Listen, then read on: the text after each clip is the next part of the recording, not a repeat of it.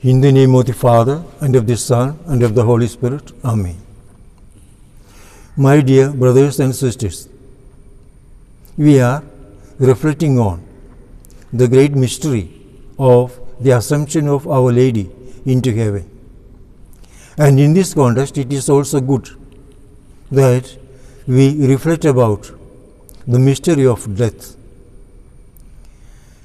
Because Our Lady was assumed into heaven only when she ended the life here on earth. And some would say that she did not die, she was actually in a state of sleep, dormition, and there during the state of sleep she was taken to heaven. But still a great many of the scholars say that she too died because Jesus also died.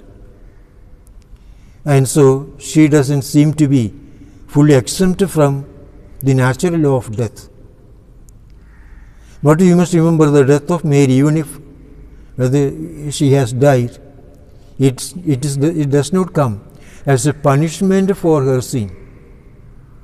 We know the death of man comes as a punishment. Dust you are, and unto dust you shall return. This came as a punishment for man. But Mary never was under any sin. Sin had no power over her. She was not overpowered by sin or Satan. And so she doesn't deserve this punishment. So we must see the death of Mary in a different way than the death of any other human being.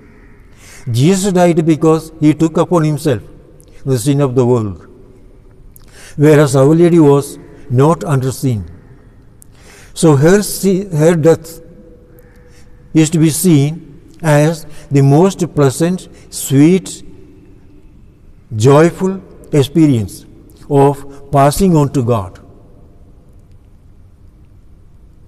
She was so fully united in her heart, in her soul, with God the Father, and God the Son, and God the Holy Spirit. And so, for her to go out to reach this God is not a painful experience of being taken away or snatched away from the world, but it is her own joyful, voluntary flying towards God. And we can say the moment of death for her is a great model of how a person who loves God, who is in intimacy with God, will experience death. The model of a real death of a true Christian. We see the more we are attached to this world, the more difficult will become our death, our separation from the world. The more we are attached to God, more sweet and pleasant will become the experience of our reaching God. And Our Lady was so much detached from the world, and she was so much in union with God. See, she was at the age of 3, was presented in the temple, and was left there with the holy women there to be taken care of. That means her parents left her in the temple and they came away home. And from that moment, actually it was at this age, she needs the care, love of the parents. Now that was taken away from her, and that was an occasion for her to raise her mind and heart to God, to find the maternal and paternal love, concern and care from God Himself. When she was left in the temple, she did not try to substitute anything else with God's love. All the others gave her consideration, gave her love, gave her care, but these were not substituting for the love of the parents, but God alone was her substitute. My God and my all. It was in this spirit that she was growing. She was in the temple, she was in the prayer atmosphere, she was studying the Bible, she was studying to read the Psalms, to pray the Psalms. So thus, she was all the time moving about in the presence of God. And she did not love anything in this world. It is said you should not love the world or anything in this world, as St. Paul says. Because if anyone loves God, loves world, the Father's love will not be in him. So the diametrically opposed are these two loves, the love of God and the love of the world.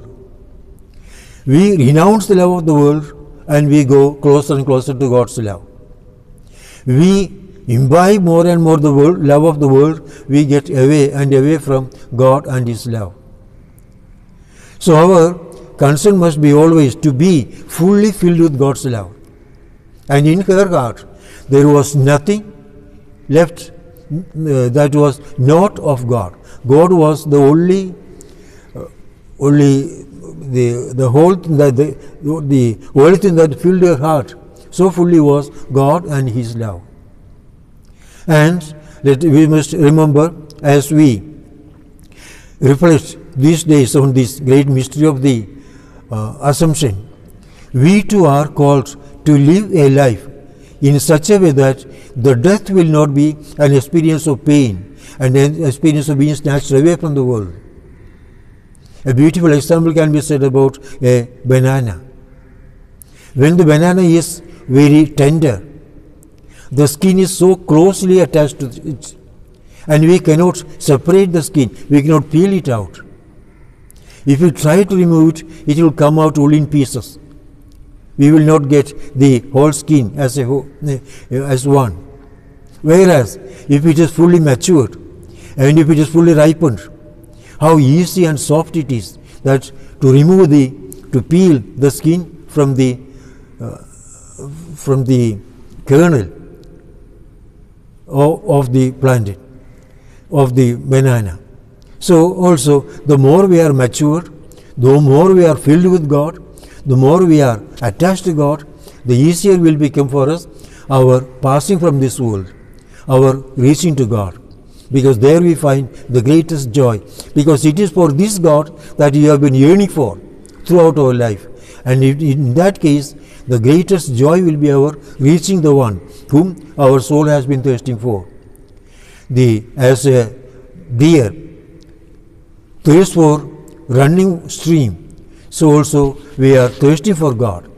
We must try to create this thirst for God, and then we will experience a great joy at the very thought of our death, and we will be eagerly desiring our death, not fearing our death, but rather eagerly embracing death, so that we can easily pass on to God.